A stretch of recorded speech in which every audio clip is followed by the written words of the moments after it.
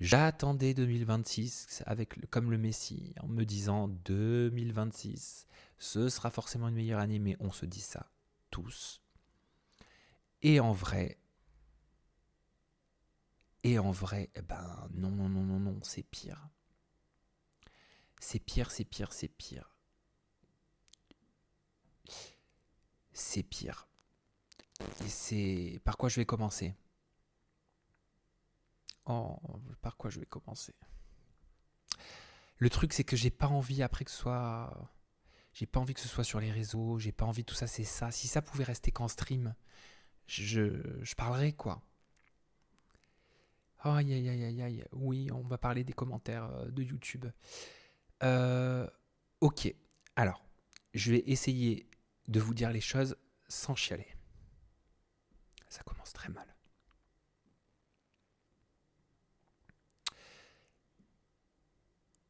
En fait, il y a un truc qui est cool avec le stream, c'est que ça permet vraiment, vraiment, je pense que vous le voyez, que je me régale d'avoir une proximité, de papoter. J'ai la chance de vous avoir et de passer ces moments avec vous, donc c'est génial. Le désavantage du stream, c'est que j'ai l'impression de faire commerce de ma vie et je déteste ça. Vous le savez, ça, enfin, j'ai jamais mis en avant ma vie, je vends pas ma vie, Alors que faire? Vous voyez, c'est les barrières un peu que je me mets. Ok, alors je vais essayer de le faire de façon succincte, rapide et efficace. Ok, alors, petit 1, ça fait 1 an et demi que j'ai vécu des choses qui m'ont pas mal traumatisé dans mon milieu professionnel.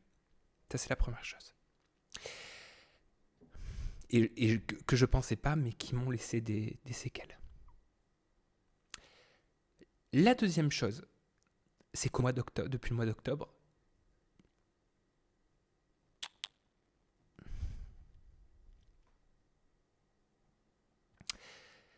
le mois d'octobre, je suis en rupture avec mon copain.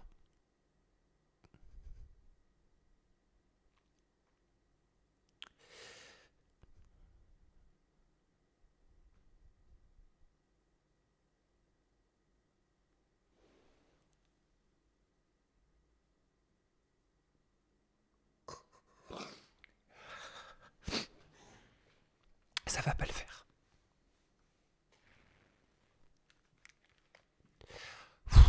Je l'avais pas prévu, hein. Vous voyez, ça, je l'avais pas prévu. Putain. Oui, c'est très difficile. Je vais pas rentrer dans les détails parce que je suis assez pudique par rapport à tout ça. Mais ça a été très, très, très, très dur. Et ça l'est encore. Et je me retrouve tout seul depuis.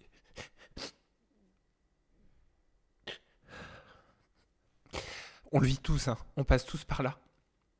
Depuis le 1er février, voilà. Il y a eu un déménagement. Donc c'est très dur. J'ai passé mon anniversaire tout seul. Bon, j'étais avec vous, mais ça, c'est pas grave. Je déteste à la rigueur mon anniversaire, c'est un deuil. Heureusement que ma meilleure amie était là, on s'est retrouvés en VR. Elle avait créé son compte VR et tout avec le casque de son mec pour me retrouver. Donc c'est un amour et on a pu passer un moment ensemble. Mais enfin voilà quoi. Euh, et puis professionnellement aussi, là dernièrement, mais c'est la vie d'une boîte. Il y a quelqu'un que j'aime beaucoup, que j'apprécie beaucoup, qui part pour une nouvelle aventure. Et ça, c'est normal. Enfin, tout est normal. Ça fait partie de la vie tout court, de la vie d'une entreprise. Mais et je veux pas que ces gens-là, que j'affectionne, ils tombent sur ce genre de prise de parole que je peux avoir. Parce qu'après, les gens, je veux pas qu'ils culpabilisent ou des trucs comme ça, alors qu'en fait, il y a rien de plus normal que ça. C'est la vie, quoi. Et mais c'est dur d'être, je trouve, un patron et d'être en même temps sur les réseaux et de devoir faire des streams comme ça. Enfin, c'est chelou, quoi. C'est bizarre. Enfin, bref. Donc, mais ça a ravivé encore plus ma blessure, mon truc d'abandon, là, que je me sens, voilà. Mais alors que c'est ok, c'est totalement normal, mais c'est juste un aléa de la vie. Ça fait partie d'un parcours, voilà. Et là, ce matin, pour couronner le tout, pour couronner le tout, j'étais tranquille à mon ordinateur, ça toque à la porte du bureau, mais fort, genre, j'ai peur de faire des interférences. Sur une porte à côté, j'ouvre pas parce que c'est pas la porte principale. Ça vient toquer à la porte principale, j'ouvre, c'était le matin tôt, et là, il y a un mec qui me sort une carte. Une carte, il me dit commissaire, machin, donc il me montre son truc de commissaire, moi j'y connais rien. Je dis oui. Et il me dit je viens parce que ce matin, on va faire des visites de vos bureaux. Parce qu'en fait, votre propriétaire est en saisie-vente. Et je dis comment ça, c'est-à-dire, ça veut dire quoi? Ben, il me dit votre propriétaire est en saisie-vente. Vous êtes son locataire, donc en fait, vous êtes en dommage collatéral de la procédure. Et donc là, ce matin, bah, vous n'avez pas le choix. Il y a une cinquantaine de personnes qui vont visiter les locaux, les bureaux, parce que dans 10 jours, il y a une vente enfin, au tribunal, vous savez, des trucs adjugés vendus, quoi. Parce qu'ils ne payent pas, je sais pas quoi, machin, tout ça. Et là, je me dis, mais c'est pas possible. C'est pas possible. Même ça, même ça, potentiellement, je vais me retrouver à la rue du jour au lendemain, alors qu'en fait, j'ai déjà plus rien. Enfin, j'ai plus rien. Non, vous m'avez compris, mais ça fait beaucoup d'épreuves en peu de temps. Voilà, depuis octobre. Voilà. Et celle-là, je m'y attendais pas, quoi. Ce matin, je me suis dit, mais c'est un pompon, quoi. Mais franchement, il manquait plus que ça. Il manquait plus que ça. Voilà. J'ai investi dans mes décors, ça m'a coûté un bras, j'ai même regretté par la suite parce que je me suis dit franchement, est-ce que c'était sage de ma part de faire ça dans cette conjoncture actuelle, etc. Et là, alors que je m'y attendais pas du tout, j'ai l'huissier qui vient frapper à la porte et qui me dit votre propriétaire a des arriérés de je sais pas quoi, enfin je sais pas, moi j'ai rien compris. Je lui ai juste demandé mais qu'est-ce qui va se passer? Ça veut dire que je peux être mis dehors du jour au lendemain? Bah en fait voilà, je suis sur un bail, ce qu'on appelle un bail précaire.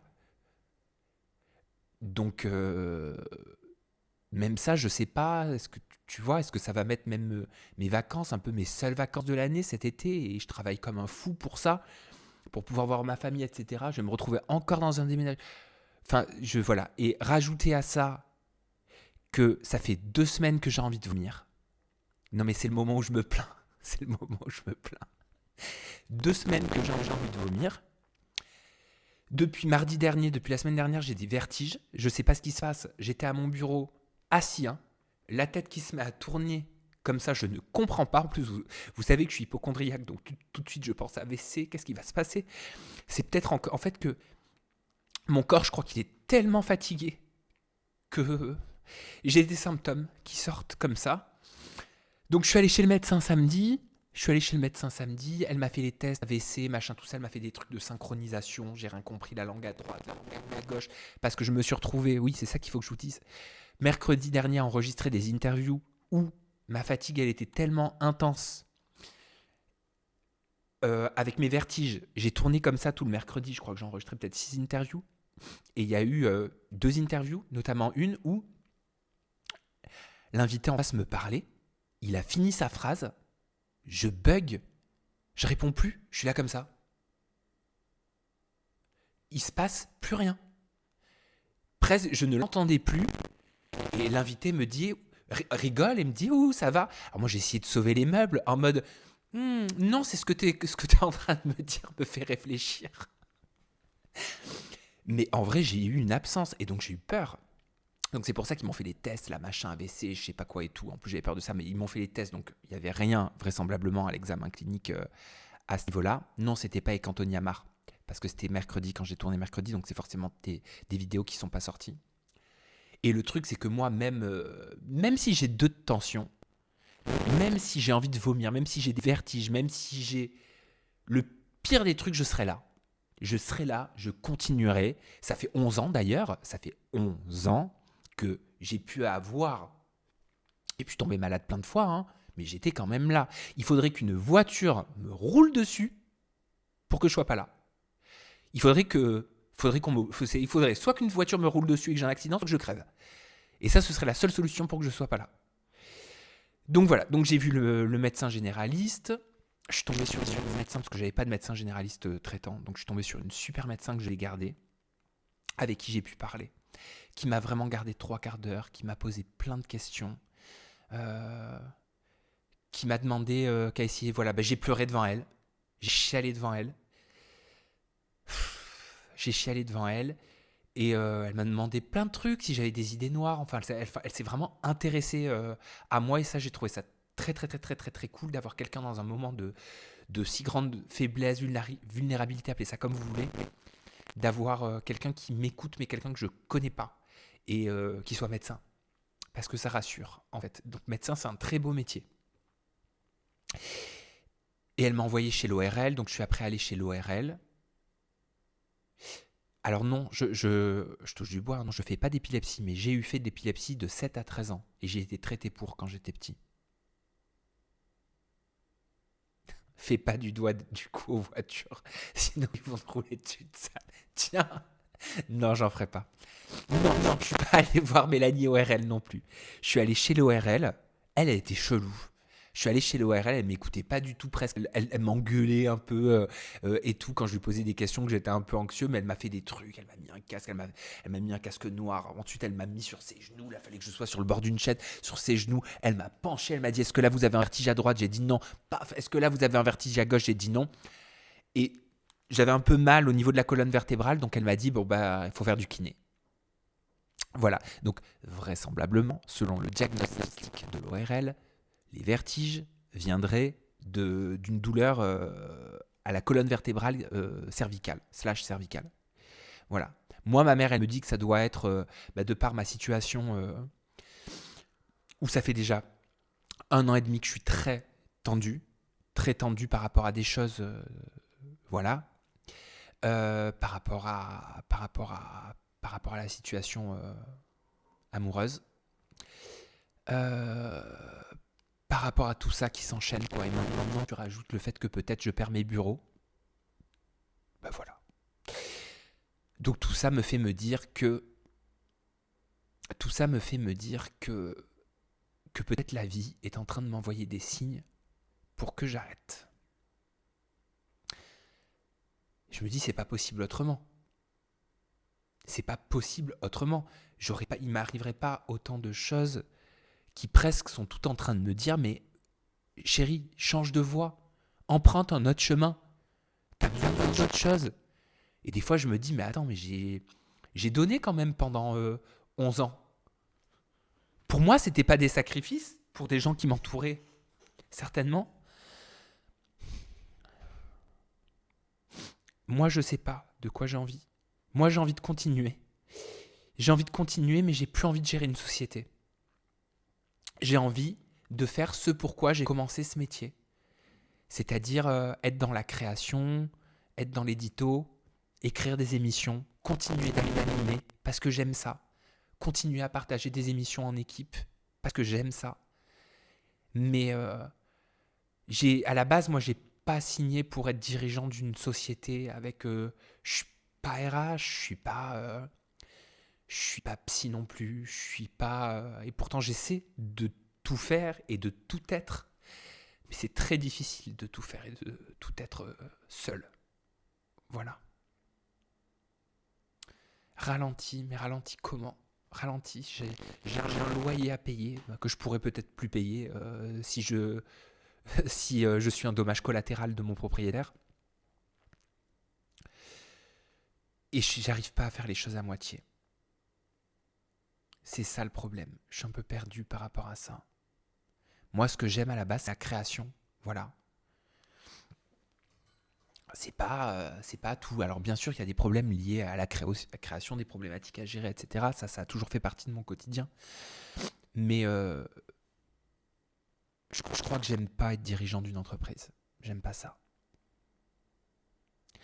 C'est trop de responsabilités et trop d'investissement et trop de lourdeur et trop de pression psychologique pour une seule et même personne. Et je crois que je n'arrive plus à supporter le cumul de tout. J'y arrive. Non, c'est pas que j'y arrive plus, j'y arrive. En fait, c'est ce que je vous disais à demi-mot il y a quelques semaines, quand on a fait un live. C'est que j'avais des piliers J'avais des piliers qui me permettaient de tenir, même s'il y en avait un qui parfois était un petit peu plus difficile que l'autre. Parce que on en parlait la dernière fois. T'as les piliers, t'as la famille, t'as l'amour, t'as le travail, t'as la santé. T'en as plusieurs comme ça qui constituent ton socle. Et là, vous vous rendez compte que ben, la santé, en ce moment, je ne sais pas ce qui m'arrive. J'ai fait des analyses de sang, donc je vais vous expliquer. La santé, je ne sais pas ce qui m'arrive. L'amour, ben, c'est fini.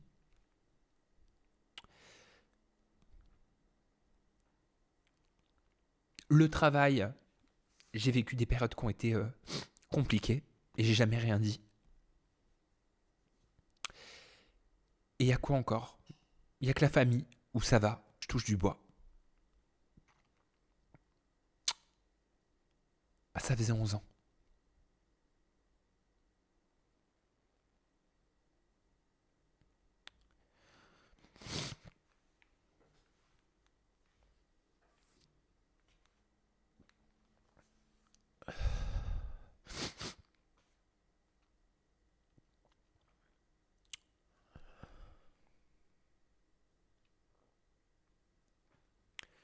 Ouais, je crois que c'est définitif.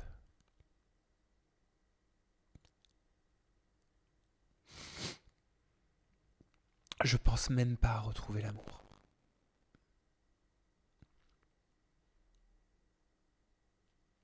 Oui, la famille c'est l'essentiel et c'est là où on se retourne, ressource, pardon, quand ça va pas. Moi, ils sont un peu loin.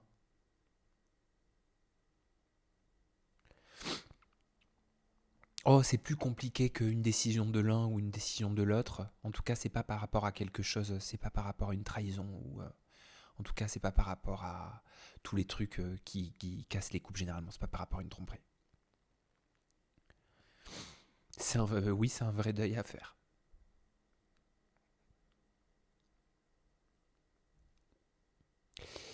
Le problème, c'est que si je me mets à parler de ça, je vais pas réussir à parler. Je ne vais faire que chialer.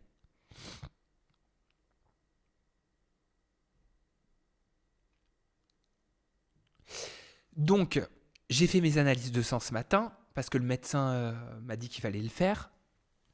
Là, vous savez à quel point le sang et moi, ça fait 12, c'est-à-dire que je tombe dans le pomme. Je suis tombé sur une super femme. Vraiment, mais qui a été tellement à l'écoute, qui a pris son temps et tout. Je lui ai dit, mais je tombe dans les pommes, normalement, quand je fais une prise de sang et tout. Est-ce que vous saurez quoi faire si je tombe dans les pommes et tout? Donc, elle m'avait déjà allongé. Je lui ai dit, oui, mais elle me dit, alors vous inquiétez pas, ça fait 20 ans que je fais ça, que je fais des prises de sang. Donc, si vous tombez dans les pommes, je saurai exactement quoi faire. Je vais préparer un petit sucre, un peu d'eau et tout. Et là, je tends mon bras. Et j'ai été, mais tu sais, comme les gamins en mode, non, vous êtes sûr? Non, je veux pas, j'ai peur. Il faut surtout pas que je vois le sang. Donc, je lui ai dit, est-ce que vous pourrez cacher, si vous voulez, s'il vous plaît, les fioles après, parce qu'il faut vraiment pas que je le vois. Alors là, tu peux être sûr, je tourne de l'œil, c'est sûr. Elle me dit, oui, je vais les cacher, vous inquiétez pas et tout. Elle me dit, mais... Oh là là, mais c'était tellement pas le moment. Mais c'était mignon. Elle me dit, mais vous êtes l'influenceur qui fait toutes les vidéos? Je lui dis, mais alors là, j'influence personne. Et de toute façon, vous savez à quel point moi, j'aime pas le terme influenceur et à quel point je me qualifie pas d'influenceur, mais créateur de contenu, parce que je vais pas vous refaire le discours, etc., que j'ai déjà fait à la radio et sur les plateaux sur lesquels beaucoup de gens se sont trompés par rapport à ma casquette, parce que tout le monde dit influenceur, alors que tout le monde n'est pas influenceur. Mais comme ils savent pas, ils disent influenceur. Mais venant d'elle, c'était pas grave. Et puis de toute façon, j'étais à l'agonie. Donc voilà, j'allais pas lui faire j'étais pas en état de lui faire ce pitch là, à ce moment-là. Et donc voilà, donc elle a rigolé. Et puis au final, elle s'est servie de ce moment pour me piquer. Je pense qu'elle avait fait exprès, c'était calculé. Résultat, j'ai pas senti le truc venir. Et c'est allé très vite. Et ils ont été tellement adorables. Mais ça fait du bien de tomber sur des gens qui sont empathiques comme ça, je vous jure. Ils ont été tellement adorables, ils m'ont vu tellement stressé ce matin qu'elle m'a dit, je vous fais passer comment ça s'appelle, les résultats en urgence. Donc résultat, j'ai eu mes résultats, je me suis fait piquer ce matin à 7h, 8h05 je crois. Et j'ai eu mes résultats à 15h, 15h30. J'étais en rendez-vous. Enfin, en rendez-vous avec mon propriétaire. Suite à tout, je lui ai envoyé un SMS, je lui ai dit, il y a un huissier qui est venu taper à la porte ce matin, que se passe-t-il? Est-ce que je peux être mis dehors? Qu'est-ce qui se passe? Donc voilà, donc il est venu et à ce moment-là, j'entends mon téléphone, ding ding, et je savais que c'était par SMS. Tu sais, il faut que tu rentres un code, que tu mettes ton date de naissance. 2007, entre 2007 et 2012. Et, euh, et je dis, excusez-moi, j'ai une petite urgence. Je suis allé sur mon téléphone, j'ai mis les codes, j'étais comme ça, je regardais mes résultats, j'étais là, je voulais voir, et j'ai pas vu de choses en gras, en tout cas alarmantes.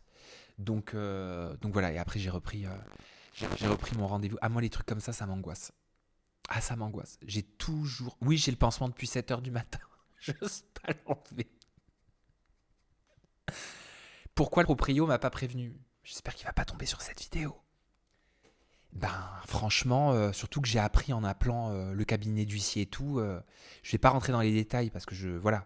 Mais j'ai appris que moi, mon bail, je l'ai signé en août 2024. Mais j'ai appris que, de ce que j'ai appris, hein, il aurait été en procédure depuis le mois de mars ou mai 2024. C'est-à-dire qu'au moment où mon bail aurait été fait, vous voyez même là j'utilise le conditionnel, au moment où mon bail aurait été fait, c'était en tout état de cause. Et ça j'en veux un petit peu quand même. Mais après je me dis, franchement, faut se mettre à la place des gens. S'il m'avait dit oui j'ai un redressement qui fait que je ne sais pas quand est-ce qu'on va certainement me saisir les locaux que je vous loue, j'aurais pas loué. J'aurais pas loué, soyons honnêtes. En attendant, pendant 1 an et demi, il a pu louer. Donc, je me dis, vous voyez, j'essaie vraiment de me mettre à sa place. Hein. Je me dis, après tout, c'est humain. C'est humain, sa réaction. Son cachage d'informations. Mais, par contre, j'aurais aimé quand même être prévenu, plutôt que par surprise comme ça, avoir un huissier qui tape. Non mais attends, mais j'ai dit, mais je suis pas Magali Berda. Non, je plaisante, j'ai pas dit ça. C'était une mauvaise blague pour récupérer le sourire. Mais non, franchement, j'étais choqué, quoi. Enfin, j'ai pas l'habitude qu'un huissier, il vienne toquer chez moi, quoi. Oh, j'étais au bout de ma vie. J'étais au bout de ma vie. J'étais au bout de ma vie. Voilà. Et rajouter à tout ça que je suis dans une période... Là, vous faites mon psy. Hein. Et j'ai arrêté le psy en plus. J'ai arrêté il y a 2 mois. Mais j'ai arrêté alors que le pire de mes problèmes, ça s'enchaîne maintenant. Parce que quand je voyais ma psy, moi, je pensais qu'on allait se remettre ensemble, machin. On n'a plus communiqué, c'est ça le problème. Bref. Mais je sais plus par quoi commencer. Je vous disais quoi?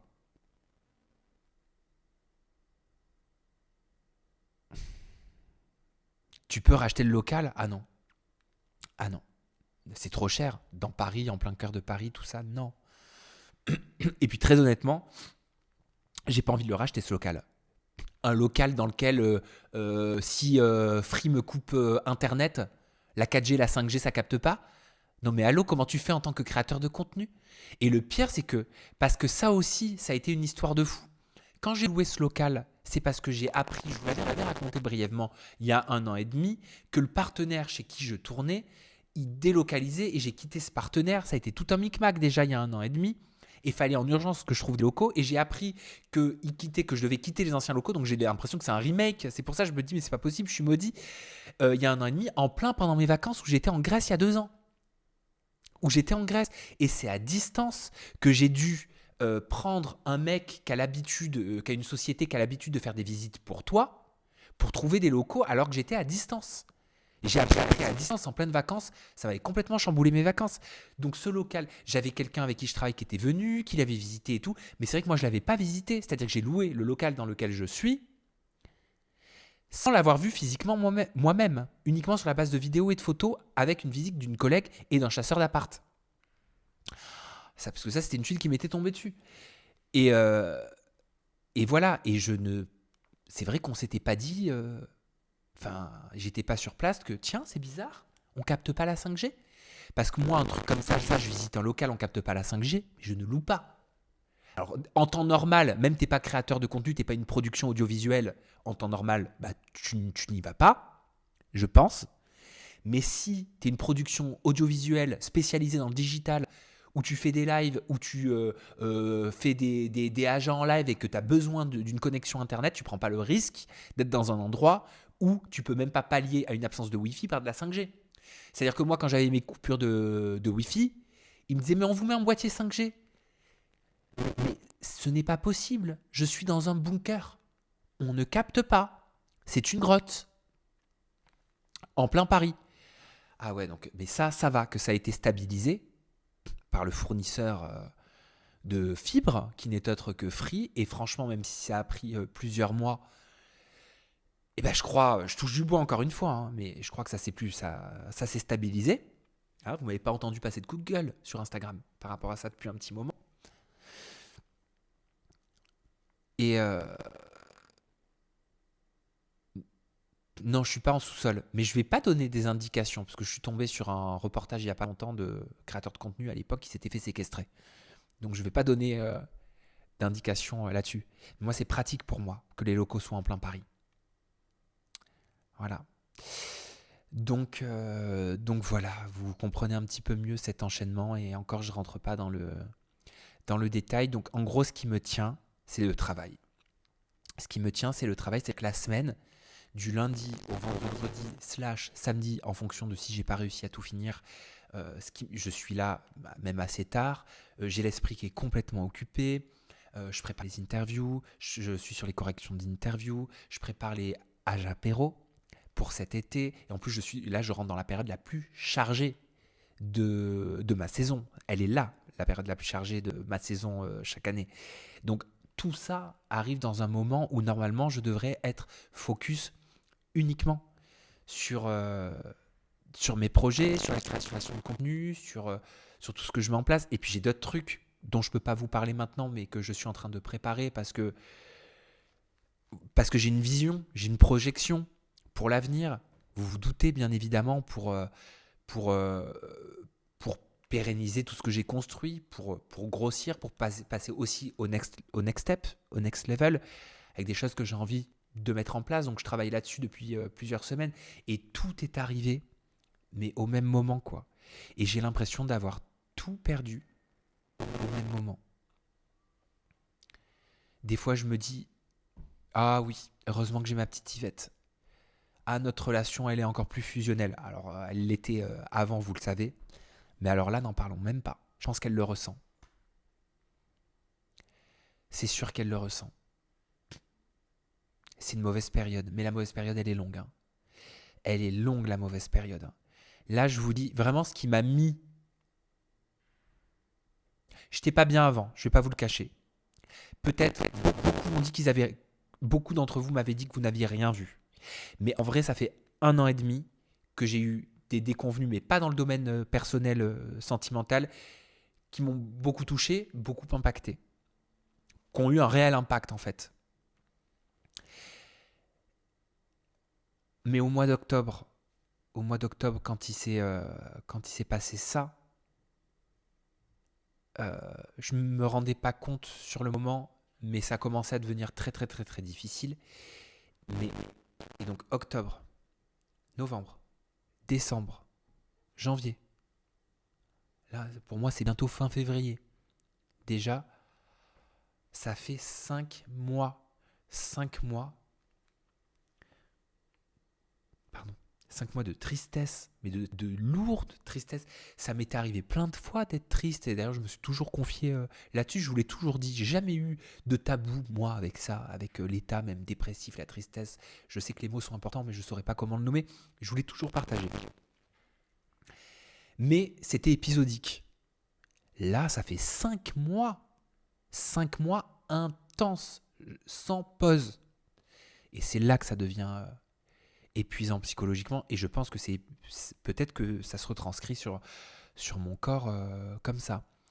Donc voilà, c'est pour ça que je suis allé chez le médecin. Et on discutait avec la médecin. Alors, je sais qu'il y en a plein qui ne sont pas pour. Mais on a commencé à papoter avec la médecin généraliste d'éventuellement commencer un traitement antidépresseur. Faut pas tabouiser les antidépresseurs. Faut pas avoir de honte à être aidé, médicalement parlant, parfois, quand soi-même on ressent une très très grande tristesse. Elle m'a expliqué quelque chose que moi je ne maîtrisais pas. Elle m'expliquait que cet état dans lequel on est quand un état long, qui dure dans le temps, sans véritable répit, en fait, émotionnel, c'est, qu'est-ce qu'elle m'a expliqué, je veux pas me tromper, en gros c'est scientifique, c'est l'ocytocine, c'est ça, l'hormone du bonheur qui baisse dans le cerveau. Et le but d'un traitement médicamenteux, c'est avec une molécule de faire remonter, oui c'est ça, de faire remonter cette ocytocine. Moi je connaissais pas du tout, hein. Euh, mais elle m'a dit voilà que c'était un suivi sérieux, que les 3-4 premières semaines, il fallait que je la voie toutes les semaines pour voir s'il n'y avait pas d'effets secondaires, pour ajuster aussi le traitement. Et si ça peut me permettre de récupérer un peu de bonheur. La sérotonine, t'as peut-être raison. Attends, je vérifie. L'ocytocine, j'ai dit l'ocytocine.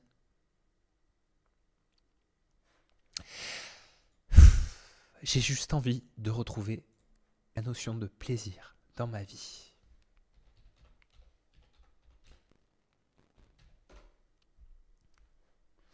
Souvent appelée hormone du bonheur, la sérotonine, putain j'ai dit ocytocine, pardon, est un activateur ou un inhibiteur de l'activité cérébrale selon le récepteur sur lequel elle se fixe. La sérotonine est essentielle à la communication des neurones entre eux. Je te comprends tellement, je vis exactement la même chose. Courage à toi. Courage à toi. Si tu traverses aussi une période où émotionnellement ça ne remonte pas, courage. La médication, il faut un bon suivi, oui. Je crois que c'est pour ça aussi que j'ai fait les analyses de sang et tout, pour qu'ils voient si le foie, ça va, etc. Les antidépresseurs, c'est ok si c'est utilisé comme il le faut avec de bonnes associations. Moi, je ne suis pas pour tabouiser ces sujets-là et j'ai pas envie de diaboliser ce type de traitement. Et il est hors de question de... Je trouve que, globalement parlant, il y a ce truc, cette ambiance générale où quand quelqu'un te parle d'antidépresseurs, presque tout de suite, tu as tendance à le voir, pas comme un fou, parce que je trouve que la société elle a évolué par rapport à ça, mais comme quelqu'un qui n'est plus capable de gérer sa vie ou de gérer son travail. Or, c'est faux. Je suis pleinement capable de, de gérer mon travail. Je suis pleinement capable, au contraire, je vais même vous dire, ça me booste, c'est-à-dire que j'en fais même encore plus. J'en fais même encore plus parce que je me noie encore plus dans le travail pour compenser. Et dans ces périodes-là, c'est horrible à dire, mais il se trouve que je suis même parfois même plus performant. Je sais pas. Je sais pas. Vous savez que j'aime bien la chanson, même si je sais pas chanter. Je me dis, c'est comme un chanteur qui écrit ses plus beaux textes, peut-être quand il est au bout de sa life. Je sais pas. On a peut-être un truc, déjà j'ai une sensibilité, mais alors là, il y en a encore plus. J'ai l'impression.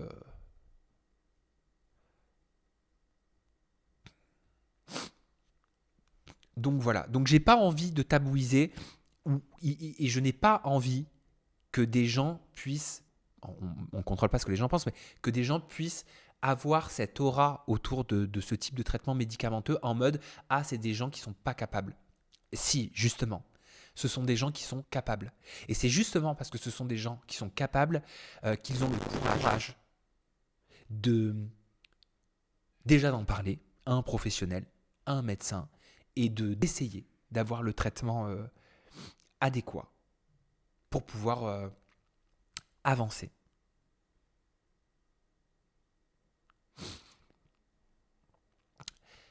Ou Sam, je pense que la rupture t'a affecté plus de raisons. Ah oui.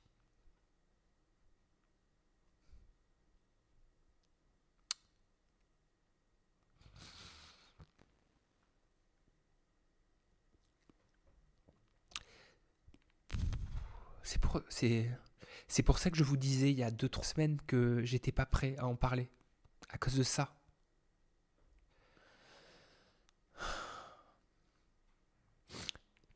Parce que je n'arrive pas à en parler sans chialer.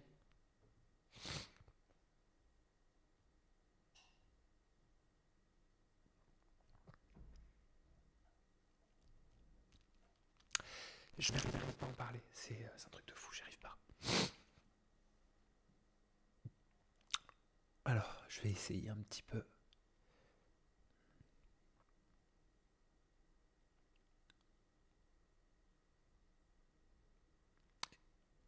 Ça sort pas. C'est le début du deuil.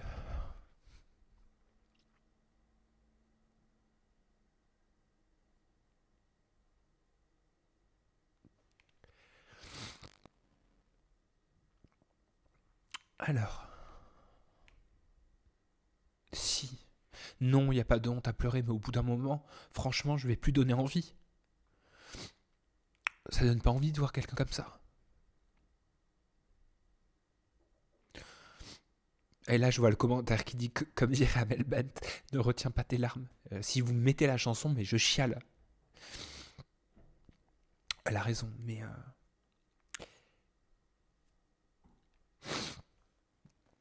En plus, je renifle et tout, c'est chiant. Alors, comment vous dire? J'aimerais pouvoir un petit peu en parler, mais en parler sans m'arrêter tout le temps parce que je suis en train de chialer, quoi. Bah, tant mieux qu'il n'y ait plus de grésillement. Merci.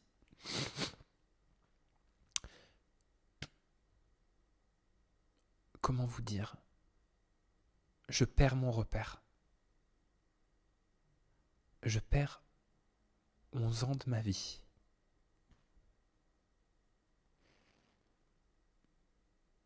Et je l'aime encore. Et je suis comme bloqué. Voilà. On n'arrive plus à parler. Et puis il y a eu un déménagement aussi. Donc il y a des enjeux. Maintenant,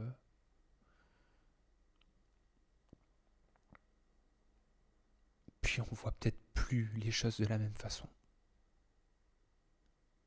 Et c'est ok.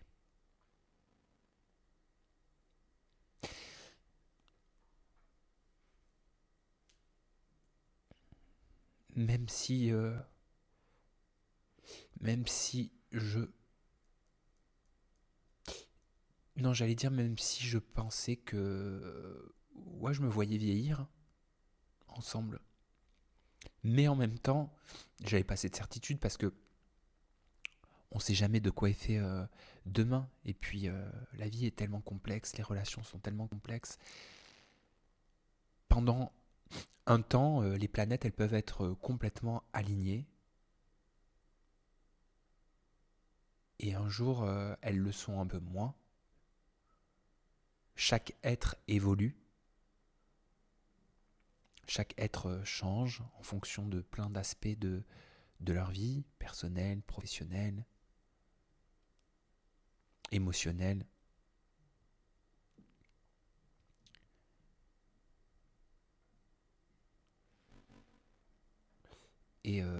Et j'ai conscience que ça fait partie d'un parcours de vie. On n'y serait pas tous autant confrontés dans nos vies si c'était pas quelque chose de commun.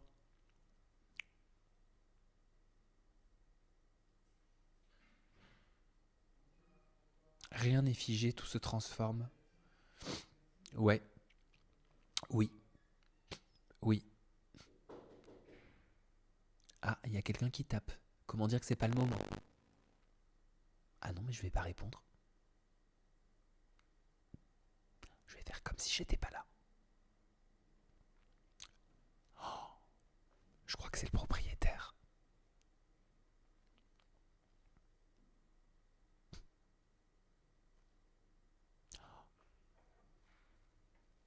Ça va retoquer.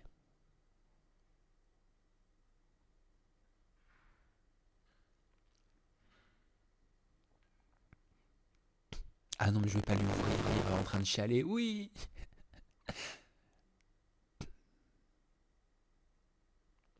Mais alors, ce qui est marrant, même s'il y a un enchaînement de tout ça, de tous ces trucs dont je vous ai brièvement parlé, arrête, c'est le proprio qui regarde le live, il veut faire un câlin. J'espère pas, la honte. Ouais, donc je vous disais, malgré donc tous ces trucs, En vrai, je pense que aujourd'hui, c'est très bizarre, mais tous les problèmes que je peux avoir, que je peux rencontrer, qui sont des problèmes à mon échelle, hein, je sais qu'il y a beaucoup plus grave et que ça pourrait être beaucoup plus grave, et ben ils me paraissent dérisoires. Je sais pas comment vous expliquer ça, mais je souffre tellement de cet éloignement avec la personne avec qui j'étais, que tout le reste, les problèmes ils arrivent. Vous voyez, ce matin, j'en aurais fait tout un plat là, c'est quand même un gros truc l'huissier. Et ben on verra. Bah si je suis dehors, bah je serai dehors. En fait, ça a enlevé un sens à ma vie. Ouais, ça m'a anesthésié. Complètement. Complètement. Je crois qu'on pourrait me clasher sur les réseaux, dire les pires dingueries. Je souffre tellement à côté que c'est du pipi de chat à côté. Ouais, le corps se déconnecte tant la douleur est intense peut-être. Et l'esprit aussi de pas mal de choses. T'es en plein deuil, là t'es encore dans ta phase d'aberration. Ouais. Et le plus dur, c'est le week-end. C'est le week-end. Oh, le dimanche. En fait, c'est quand je me retrouve seul. Et même le soir, hein. Ce que je disais à ma mère, j'ai appelé ma mère, mais je veux pas trop l'inquiéter, mais je lui ai quand même dit. Je me suis retenu au téléphone, de pas chialer parce que sinon je sais qu'après elle va m'appeler 4 fois par jour, et j'espère. C'est pour ça que je vous disais, si ça reste que dans le stream, ça reste dans le stream. Mais en fait, après, c'est sur les réseaux sociaux, et ma mère, je sais qu'elle va le voir. Et je sais que je vais l'inquiéter. Mais bref, elle me disait, ou qu'est-ce qu'elle me disait? Je sais plus ce que je dis. Oui, je lui disais, je pense que vous l'avez déjà vécu, pour ceux qui sont passés par là, et on est beaucoup dans ce cas-là, euh, quand tu te retrouves seul le soir chez toi, quand t'es pas occupé, et heureusement que j'ai le travail, hein, et heureusement que je vous ai. Des fois, je me dis, j'ai cette chance-là d'avoir ce lien. Vous vous rendez compte la chance que j'ai de pouvoir parler avec vous, là, comme on est en train de le faire maintenant. Il y en a, ils se sentent encore plus seuls. Et donc, quand je me retrouve seul à la maison, ben, il y a plus. Oui, j'ai Yvette, bien sûr, c'est mon âme sœur. J'ai ma petite Yvette, mais je suis seul dans mes murs, quoi. Je vais me doucher, je suis sans raison, je suis sous la douche, je fonds en larmes, mais genre en mode drama. Et j'arrive pas à m'arrêter, j'arrive pas à m'arrêter, j'arrive pas à m'arrêter. Voilà. Et le dimanche, n'en parlons même pas, je ne sors plus. J'adorais faire les magasins, je vais même plus faire les magasins. Croyez-moi que mon compte en banque, pour le coup, il est très content. C'est très bien ça. Voilà. Et puis ça va de toute façon avec mon état d'esprit où j'étais en mode que je voulais arrêter de consommer pendant 6 mois. Je suis très extrême. Je voulais arrêter de consommer pendant 6 mois et vendre tout ce qui est superflu pour me rendre compte en fait de choses accumulées, pécuniairement ce que ça peut représenter. Enfin bref, ça c'est un autre sujet, hein. Mais c'était un truc que j'avais envie de faire. Mais le sport, oui. Ah oui, oui, oui, ça j'y vais au sport. Ça j'y vais au sport, ouais. Mais ouais, je pense que c'est le fait que je n'aille plus dans les magasins est une sorte de tensiomètre qui montre à quel point je suis mal. J'en parlais avec une amie que j'ai vue dimanche, pour le coup. Voilà. J'ai une très bonne amie que j'avais à l'époque où je travaillais chez Sephora. On était comme ça. Qui travaillait encore pour une marque de cosmétiques. On s'était un peu perdu de vue pendant plusieurs années. Elle m'a renvoyé un petit message parce qu'elle est enceinte. Et, euh, et je lui ai dit, est-ce que tu veux que je vienne elle travaille dans un grand magasin, te retrouver, on déjeune ensemble. Et là, dimanche, ça m'a fait du bien. Je suis allé la voir, on a pu papoter, mais c'est comme si on s'était pas quitté. Et voilà. Donc voilà. Le chant, Sam, les cours de chant. Non, mais là, je vais me retrouver avec encore plus de travail. Encore plus de travail, mais c'est pas plus mal. Avec certainement tous les samedis où je vais devoir venir voilà, pour, euh, pour la suite. Mais c'est comme ça fait partie d'un parcours.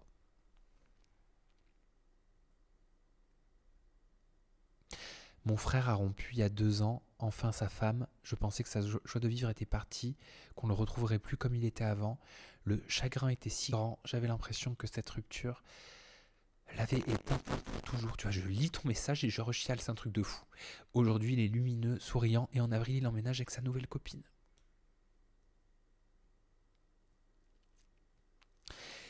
Mais vous le savez, hein, pour tous ceux qui me suivent depuis plus de 10 ans, vous m'avez jamais connu seul, quoi. Enfin, célibataire, je veux dire. C'était ma stabilité. Dans ce milieu professionnel qui ne l'est pas. Et qui est hardcore et rempli de requins et rempli de gens qui veulent te tuer.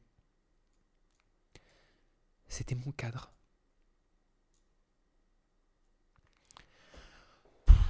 Fait chier. En plus, il n'y a qu'avec lui, bon, avec ma famille bien sûr, mais qu'avec lui où j'arrivais à être le vrai moi.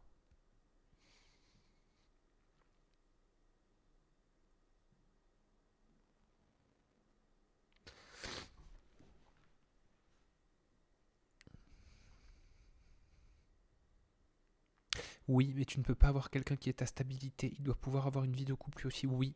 Mais j'étais aussi sa stabilité, je crois. Enfin non, je le crois pas, je le sais. Je le sais. On se l'est dit. Il me l'a dit, on sait que l'amour est là, on sait que l'amour est très fort. Et c'est très dur de se séparer quand on s'aime. Des fois, je me dis que ça aurait été plus simple si j'avais quelque chose de genre de hard qui s'était passé pour pouvoir le reprocher. Ou inversement.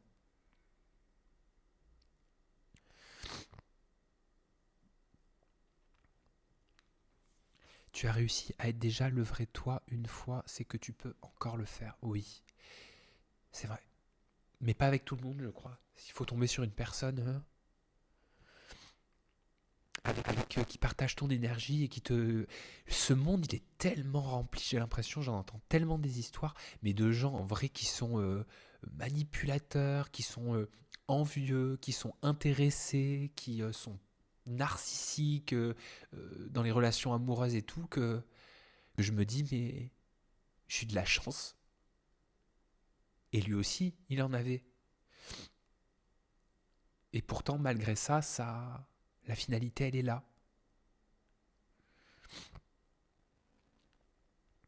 Donc, moralité, on peut s'aimer très fort et se séparer.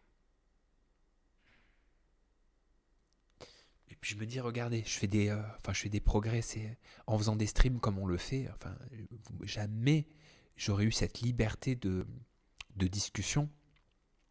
Il y a ne serait-ce encore qu'un an. On est d'accord là-dessus. Vous le savez. Donc petit à petit, je vais vers une quête quand même de plus de liberté. Puis je le vois même sur mes réseaux. Peut-être qu'on en parlera après, là, quand la vidéo là où je dis je ne me ressens pas par rapport à ma religion, etc. Enfin bref, ça aussi j'aurais été incapable de le dire avant. J'aurais eu trop peur. Trop peur de...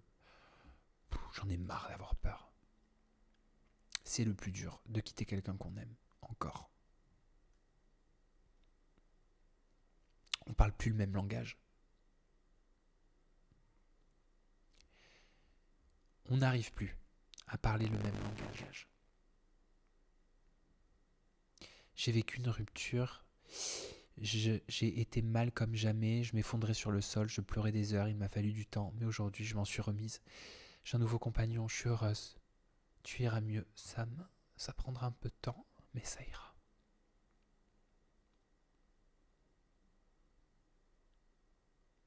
Ouais. Et je crois que si vous êtes passé par là, et je pense que vous êtes nombreux à être déjà passés par là, que ça fasse 2 ans, 11 ans, comme moi, 2 mois. Par le passé, ça m'était déjà arrivé d'être très très très très très très mal, alors que j'avais eu une relation de 2 mois. J'étais plus jeune aussi. Mais je crois qu'en fait, avec les années, c'est une autre construction. C'est juste pas la même douleur, c'est juste pas la même peine, c'est juste pas le même investissement, la même chose. Et je crois qu'il faut pas mettre en compétition toutes ces douleurs-là, toutes ces blessures-là. Mais c'est vrai que je crois que c'est commun à nos histoires quand on est dans une situation comme celle-là de se dire que ben le bonheur il reviendra pas, que tu rends bah, je sais pas comment dire, que tu seras comme ça pour toujours en fait.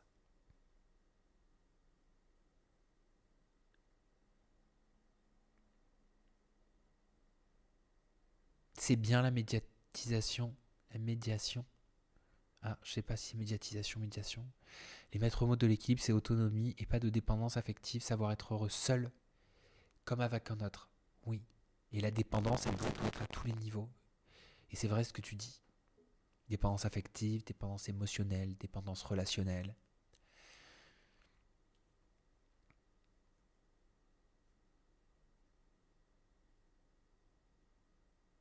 C'est un monde qui s'écroule, en fait. C'est un monde qui s'écroule. Alors oui, bah pour les tournages, bien sûr, je tiens. Là, c'est parce que je suis avec vous. Je suis dans le stream m'amène à discuter de cette façon-là, avec vous. Sinon, je vous dis, je serais incapable de faire une vidéo préenregistrée avec un montage et de vous la poster. C'est mort. C'est mort. C'est mort. Quand j'ai mes invités qui viennent en interview, je tiens la face, je reste bout en train, je reste souriant, je crois que rien ne se voit et c'est normal. C'est normal, ça fait partie de mon métier. Comme je dis tout le temps, comme je dis tout le temps aux équipes avec qui je travaille, comme je me dis tout le temps aussi, ces gens, ces personnalités qui viennent en interview, que ce soit des candidats de télé-réalité, que ce soit des influenceurs, que ce soit des personnes qui ont une histoire à raconter, une histoire injuste et je dois être là pour accompagner leurs paroles au mieux, que ce soit des politiques, que ce soit des personnalités d'un univers artistique, ce sont des personnes qui viennent ici et pour elles c'est un moment important. L'échange qu'on va avoir, c'est, elles le vivent certainement pour la plupart comme un moment important. C'est même un peu stressant une interview, je peux le comprendre. Moi aussi, quand je suis à leur place, quand j'en fais, ou que je suis invité à la radio ou sur des plateaux télé, comme vous avez pu voir, je stresse à mon niveau avant et je sais que c'est un moment euh, important. Et j'ai conscience de ce moment important, donc je dois donner le meilleur de moi-même pour faire ressortir la meilleure interview et le meilleur échange. Et donc ça, voilà, ça je crois que c'est pas un problème. Je reste focus, je suis dans mon truc. Aja, pareil. Peut-être qu'il y a eu une période où j'étais un peu plus spectateur qu'acteur, je crois. Mais je pense peut-être que depuis quelques semaines, vous voyez l'inverse. Et donc, et au contraire, je mets toute mon énergie là-dedans, juste avec encore plus ce besoin d'imprévu, de discussion, de connexion avec vous. Donc, ce qui est étonnant, c'est que dans toute cette période, je récupère une forme d'indépendance de moi-même à moi-même. Je récupère je sais pas comment vous expliquer, mais je récupère quelque chose de moins prévu, moins prévisible, moins travaillé, et que je trouve plutôt agréable. Et oui, tu as raison, j'y prends plaisir.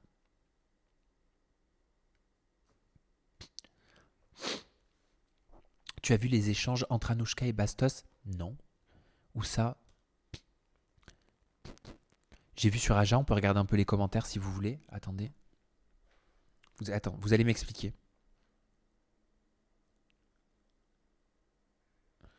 Ta place et ton rôle dans l'émission, décide-la en fonction de ce que tu désires et non de ce que tu t'imagines qui est attendu. C'est vrai, complètement.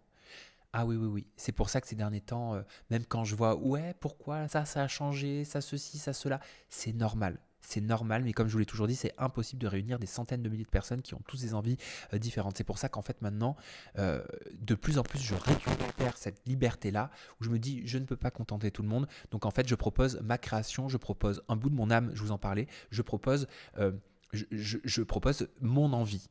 Même si je me plante, même si je tombe, même si c'est un succès, même si c'est un échec, au moins je vous l'aurais proposé et ça vient de moi, et pas de quelqu'un d'autre.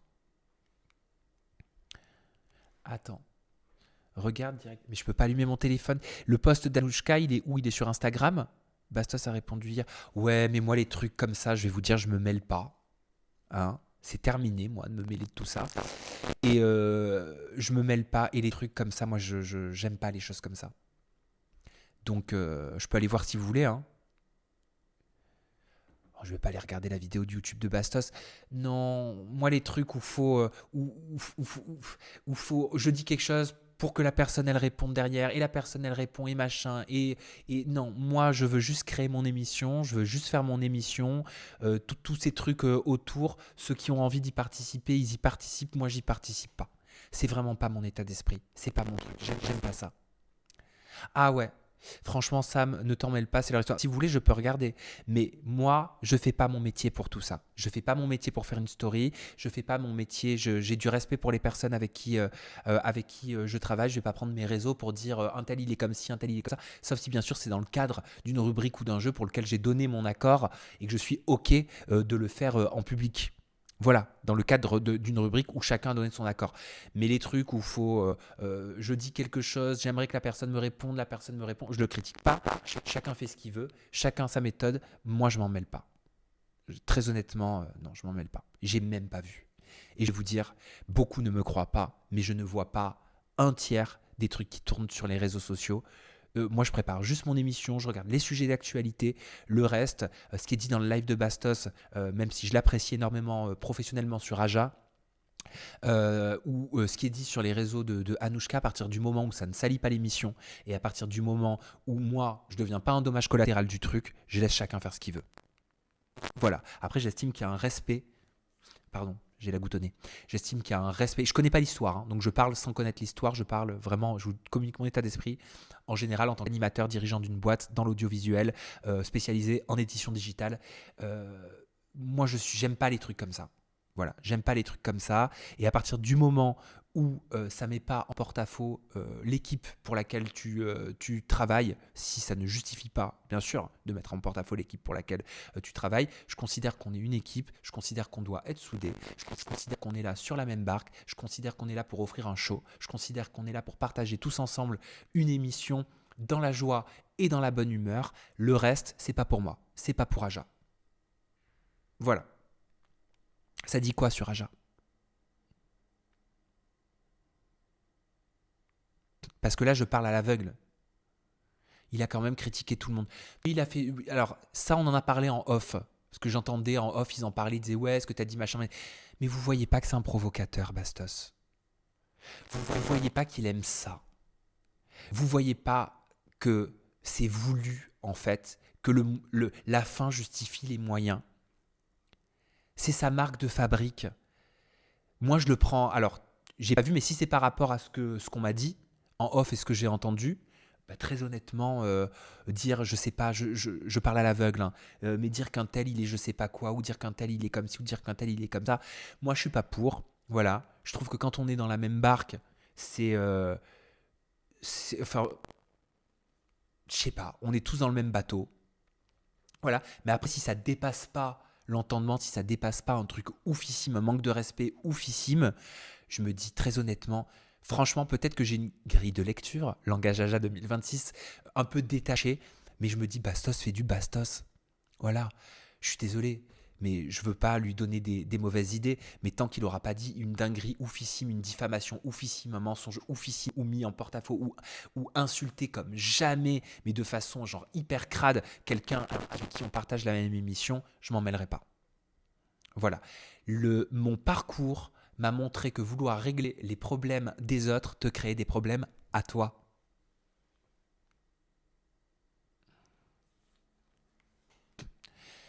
J'ai pas suivi. Je vois un commentaire qui dit là, c'est Anouchka qui a commencé en disant qu'elle se sentait maltraitée sur le plateau. Mais maltraitée par qui?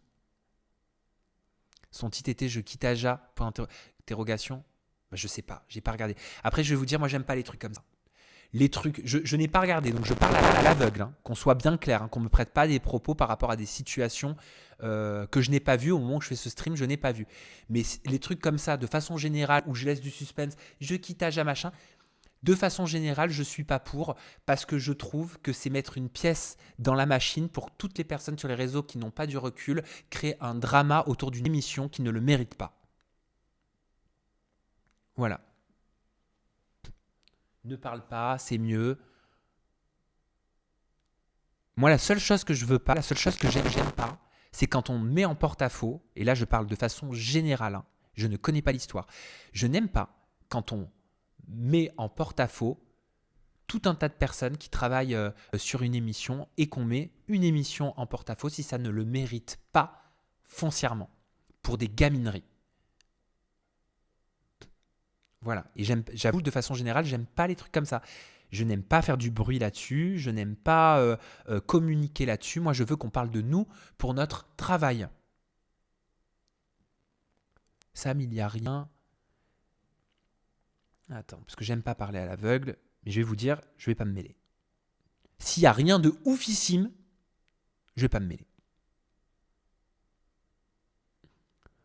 Laisse tomber parce qu'entre ceux qui défendent Bastos ou Anouchka, tout va te retomber dessus. Tes propos vont être déformés en plus. Ah mais je sais. Son titre était Je quitte Aja, live de Bastos et non Anouchka. Ah, live de Bastos et non Anouchka. Vous voyez, c'est pour ça que je dis je parle à l'aveugle, parce que ça se fait, il y a un mot en moins ou autre, ou ça se fait je lis mal. Bon là en l'occurrence, c'était une mauvaise information, mais c'est pas bien grave. Oui, mais c'est... Bah qui quitte Aja, s'il a envie de quitter Aja. Mais chacun est libre de quitter Aja. Je ne parlerai pas des contrats d'Aja parce que c'est quelque chose de confidentiel et en tant que dirigeant d'une entreprise, je respecte moi-même la confidentialité inhérente à toute boîte. Voilà. Mais je donne une information qui est déjà sortie, donc que j'avais déjà donné et aucun problème par rapport à ça. Les contrats sur Aja, chacun peut partir quand il veut. Hein. Et c'est ça qui est cool. Ça veut dire que le chroniqueur, il peut d'une semaine, s'il a plus envie, il peut dire bah, j'ai plus envie d'être là, il est libre en fait. Voilà, c'est tout. Et c'est pareil pour moi. Parce que c'est pas.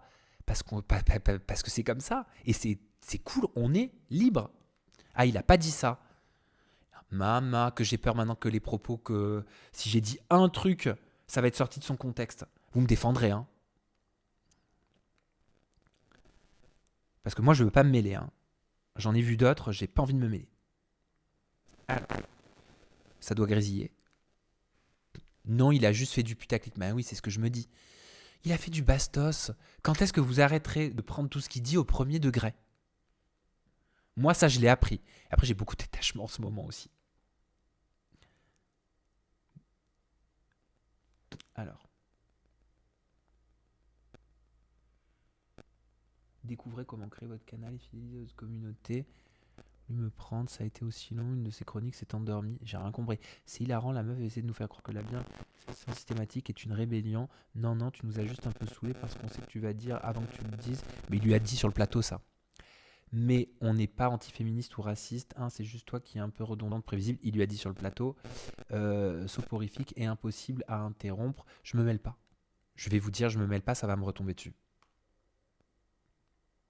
Voilà. C'est des adultes. Hein, ils sont grands, d'accord. Ils ont une jolie éducation, ok. Ils savent ce qu'ils font. Ils savent ce qu'ils font. Ils savent ce qu'ils disent. Ils savent ce que ça leur apporte. Donc, ceux qui ont envie de communiquer sur des à côté qui ramènent de la visibilité par rapport à une émission sur laquelle ils travaillent, qu'ils le fassent. Qu'ils le fassent.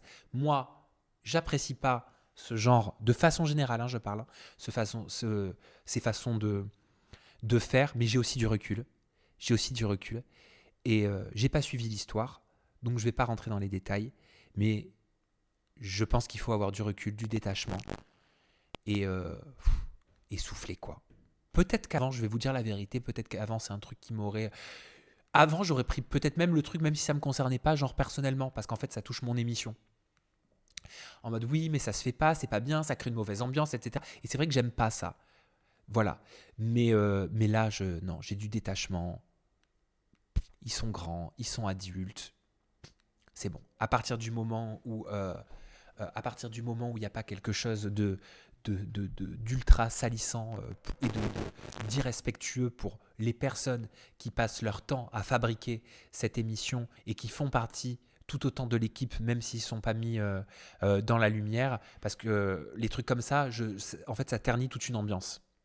Et c'est pas bon. Mais je m'en mêle pas. Je m'en mêle pas. Est-ce que j'ai raison de ne pas m'en mêler ? Dites-le moi.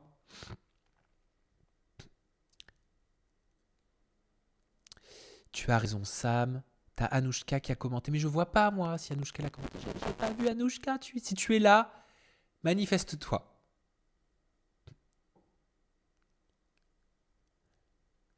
Par contre, vraiment, ça devient insupportable de ne plus pouvoir donner son avis sur rien parce que la communauté Twitch de Bastos ne nous laisse pas s'exprimer. Ah bah vous voyez ça avec lui. Ah oui. Ah, j'ai assez de problèmes.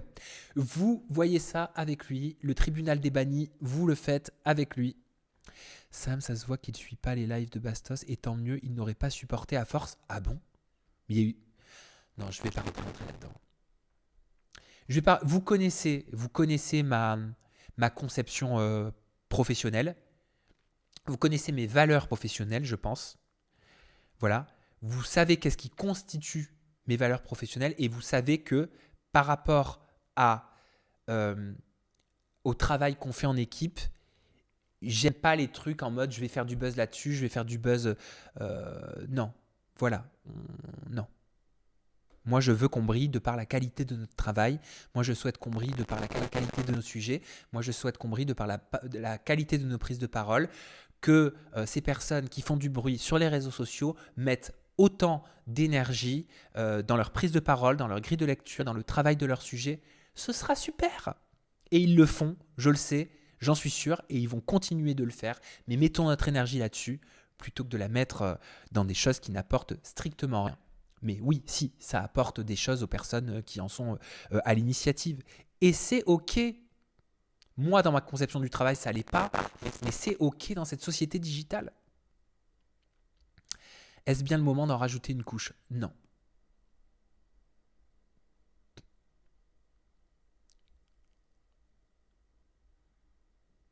Mais est-ce qu'il n'a pas critiqué chaque chroniqueur ? Je vais vous dire une chose. Moi, ce que j'ai entendu en off la dernière fois, c'était « Ah, mais tu m'as pas répondu », un truc comme ça. Mais je pense, et c'est pour ça que je vous dis, j'ai beaucoup de détachement par rapport à ça. Bastos, il fait du Bastos. On va pas lui en vouloir de faire du Bastos. Il fait du Bastos et il vient sur Aja en toute connaissance de cause.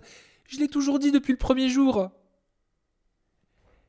Et moi aussi, je l'apprécie professionnellement sur Aja. Bien sûr, je prends du plaisir à partager des lives avec lui. Je dis juste que dans ma conception professionnelle, c'est pas ma DA à moi, c'est pas dans mon ADN pro de faire du bruit de cette façon-là. Voilà. Et mais je crois qu'il faut juste qu'on ait un peu de détachement, un peu de recul et se dire ça va. Bastos fait du Bastos, voilà. C'est des adultes, s'ils ont des soucis entre eux, ils s'en parleront. Et si un jour ça dépasse le cadre et si un jour ça dépasse l'entendement, ce que je doute, eh bien, à ce moment-là, je saurai à quel moment je devrais m'en mêler et à quel moment j'aurai quelque chose à dire en interne ou pas. D'ailleurs, voilà, ça aussi, ça fait partie d'une casquette d'entrepreneur que je n'aime pas, vous voyez. Voilà. Non, moi j'aime pas tout ça. C'est que du divertissement. Faut prendre de la distance et vivre avec la vraie vie un peu. Oui, mais tout ce que je veux pas, c'est que ça fasse du mal aux gens, c'est tout. Mais non, c'est pas vrai. Ça dénigre pas l'émission, je crois. Même si j'ai pas regardé, parce que je vois beaucoup de messages qui disent le contraire. Donc, j'irai pas là-dedans. Mais qui dénigre l'émission en faisant ça ? Non, ça dénigre pas. Non, il dénigre pas l'émission du tout. C'est fou, cette haine envers lui. Elle doit faire ça en privé. Mais faire quoi en privé ? En fait, je pense qu'il y a... Genre, les gens qui détestent Bastos, ils vont me dire des horreurs sur Bastos. Comme ça devrait m'énerver. Et les gens qui détestent Anouchka, ils vont me dire des horreurs sur ce qu'elle fait à Anouchka pour que ça crée un problème. Je rentrerai pas là-dedans. Je vous le dis, je ne rentrerai pas là-dedans. Je laisse ça aux autres. On en a vu d'autres émissions qui adoraient faire ça, qui faisaient leur pain, qui faisaient leur communication là-dessus. Que les personnes qui font leur communication sur les dramas comme ça et sur les bad buzz internes, qui continuent de le faire. Si c'est la seule façon de leur amener de la lumière, qu'ils le fassent. Moi, j'estime qu'on sait faire autre chose. Vous voyez, je dis même pas je dis on, parce qu'on est une équipe. On sait faire autre chose. On mérite mieux que ça. On vaut mieux que tout ça. Et j'espère qu'au travers de ce live, je leur rappelle. Et j'espère qu'au travers de ce live, ça va permettre de... Moi, je n'avais pas vu véritablement de problème. Moi, je voyais des petits pics sur le plateau, mais que je trouvais... qui ne dépassaient pas leur cas, des petits pics habituels, en vrai. On change de sujet. Oui, changeons de sujet. Je rééteins mon téléphone. Voilà, allez, pour clôturer ce sujet, je le dis, je le redis, je souhaite qu'on brille sur Aja de par la qualité de nos émissions, de par la qualité de nos sujets, de par la qualité de notre travail en amont, de par la qualité de nos prises de parole, de par la qualité de nos grilles de lecture, de par la qualité de ce qu'on vous propose. Voilà, c'est tout ce que je souhaite. C'est tout ce dont j'ai envie. Et qu'on kiffe et qu'on passe du bon temps en équipe. Et Dieu sait si en ce moment j'en ai besoin. J'ai besoin de ça. J'ai perdu plein de repères. J'ai besoin d'avoir ces repères. Et si un jour il y a un de ces repères qui saute à nouveau, je vais vous dire, j'en ai vécu d'autres dans le passé. Je ferai avec. Je le traverserai. Et c'est pas bien grave. Voilà. Y aura-t-il un public à nouveau sur Aja? Mais moi, j'ai été, je vous cache pas, un peu perdu. Parce que quand j'ai fait venir du public, on me disait c'est insupportable, il faut pas qu'il y ait de public. Quand il n'y a pas de public, on me dit quand est-ce que tu fais revenir le public sur Aja? C'est à me rendre dingue. Hermano, c'est un amour. Il est adorable, Hermano. Hermano, si tu passes par là, comme tous les chroniqueurs d'ailleurs, je vous aime et je vous embrasse. Et vous avez tous votre valeur, une belle valeur. Emine Maïsan, quel est ton avis? Moi, je l'ai juste traité sur Aja. J'ai fait que chialer ce week-end, donc je vous cache pas que j'ai pas regardé. Je regarderai quand je me mettrai la tête dans le nez pour le prochain Aja. D'ailleurs, ça pourrait être cool que vous me remontiez le sujet dont vous avez envie qu'on parle. Je veux que ce soit beaucoup plus participatif. Vous avez vu la différence entre tout à l'heure quand je chiale et quand je suis sur le sujet mon travail, comment complètement j'arrive à me refocus dans le truc. Et je suis aussi comme ça. Je peux chialer et après être complètement focus et être à fond sur mon sujet. Et quand et toute la journée, je suis comme ça. Toute la journée, je suis comme ça, là, comme vous me voyez comme ça, avec les idées, les machins, les projets sur lesquels on travaille. Et c'est pour ça que loin de moi, les petites guéguerres comme ça, loin de moi, les petits règlements de compte 2.0 pour faire de la visibilité, loin de moi. Donc voilà, tout ça pour vous dire que le public sur Aja, c'était clivant. Moi j'aimais, mais il paraît, et je crois que c'est vrai que ça nous sortait quand même de notre bulle. Bulle. Non, j'ai plus besoin de lunettes. Mais mon cerveau a besoin de lunettes. Encore. Invite Poupette ou Alan en ITV. Poupette, je pense que j'imagine que ça lui plairait pas, que je lui envoie une invitation. Je me retrouvais dans son Snap tout de suite en mode « Regardez qui m'a invité !» Si elle veut venir, elle est la bienvenue. Mais elle a ses réseaux sociaux et j'imagine qu'elle n'a pas besoin d'avoir quelqu'un en face d'elle qui la mette face à des contradictions potentielles ou à des questions qu'elle n'aurait pas gérées elle-même. Et Alan, j'ai cherché, pour être honnête, ses réseaux sociaux, j'ai pas trouvé. J'ai pas beaucoup cherché, c'était ce week-end vite fait, parce qu'on m'a beaucoup tagué en me disant reçois Alan, j'ai pas compris.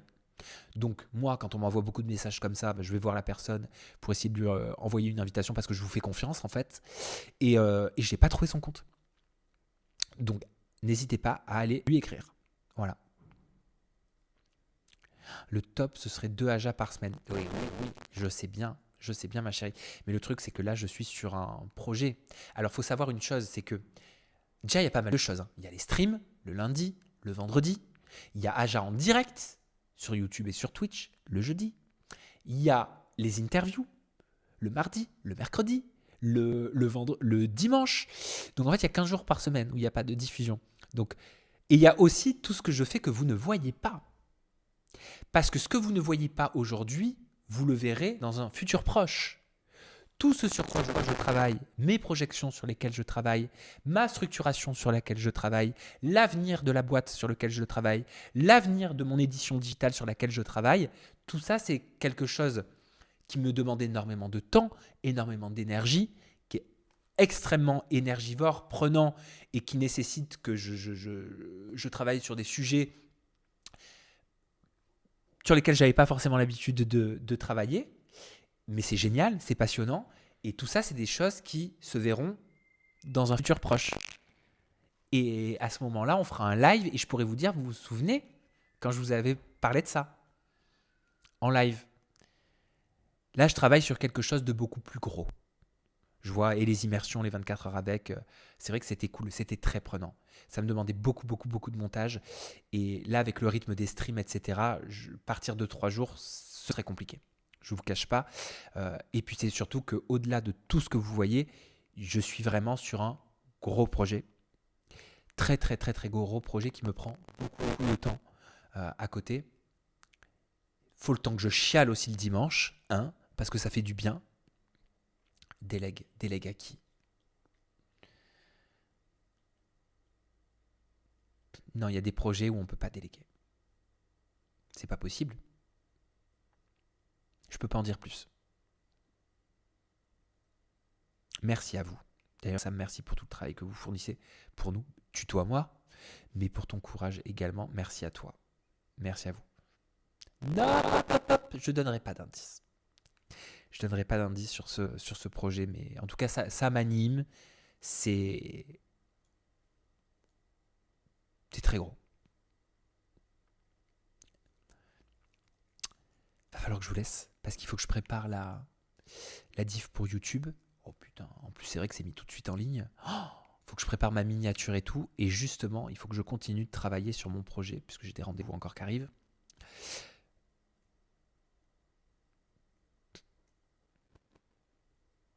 Donc voilà. C'était cool en vrai. Bon, on a perdu 20 petites minutes avec les réglages quand même au départ, mais c'était cool. J'ai peur que ça se retrouve sur les réseaux. Alors que ça va y être, parce que c'est pas moi qui fais les extraits pour les réseaux. Personne, ma chérie, est au courant du projet. Et personne ne le sera. La vie m'a appris à arrêter de trop parler. Merci à vous pour ce live. Moi aussi, je vous embrasse fort.